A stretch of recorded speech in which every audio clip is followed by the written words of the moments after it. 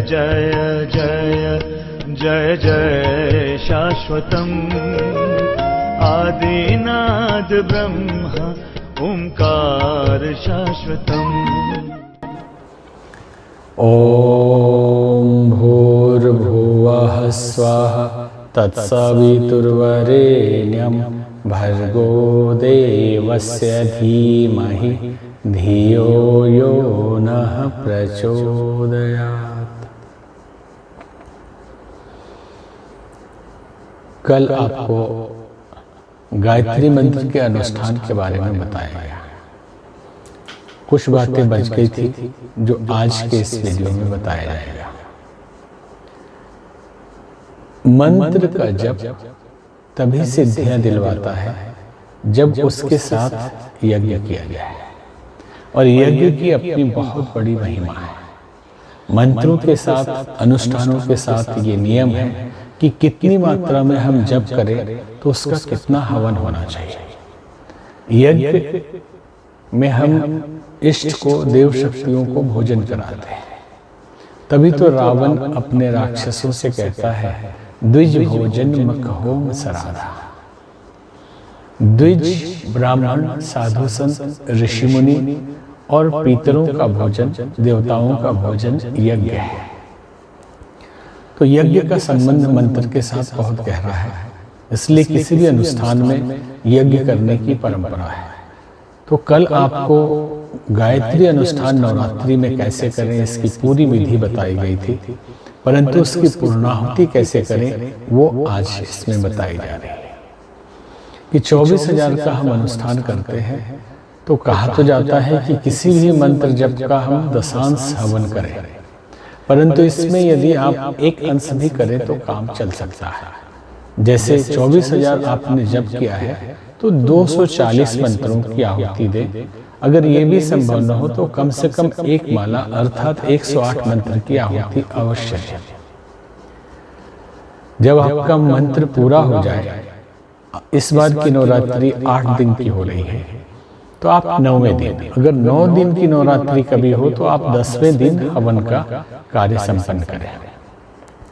घर की सफाई करें, सजावट करें, एक किसी योग्य ब्राह्मण को, पंडित को, आचार्य को या शास्त्री को बुलाकर गायत्री यज्ञ करवाएं और विधि विधान ठीक से हो। अगर ये संभव ना हो कि कोई आचार्य या कोई पंडित आपको आसपास नहीं मिलता है, तो उसके लिए सरल उपाय आपको बताया जा रहा है कि इसी चैनल पे शाश्वतम में हमारे ही आवाज में संपूर्ण हवन विधि, गायत्री हवन विधि दिया गया है। आप एक दो बार उस वीडियो को देख लें या ठीक से सुन लें।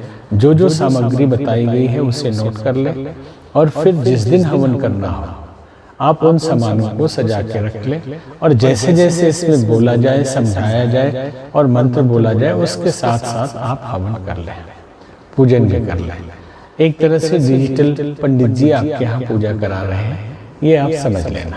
तो आपको आसानी होगी, क्योंकि हो सकता है आप अमेरिका में हैं, आप इंग्लैंड में हैं, कनाडा में हैं, पंडित मिल नहीं रहा है, तो आप स्वयं भी ये सब कर सकते हैं।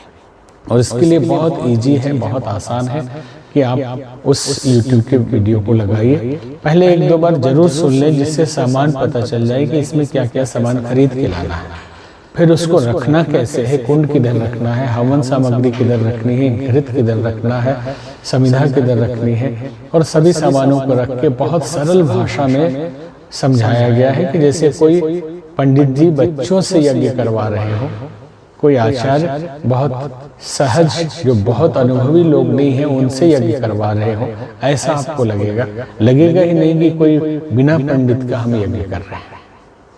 तो उस विधि से भी आप यज्ञ कर सकते हैं। तो पहले तो हमने कहा मंत्रों के विज्ञान में यज्ञ का बड़ा भारी रोल है, बहुत बड़ा महत्व है। इसलिए किसी अनुष्ठान साधारण उपासना नहीं होता। विशेष सिद्धियों के लिए हम अनुष्ठान करते हैं, और उसकी आहुति न डाली जाए तो आपका अनुष्ठान पूरा नहीं होता।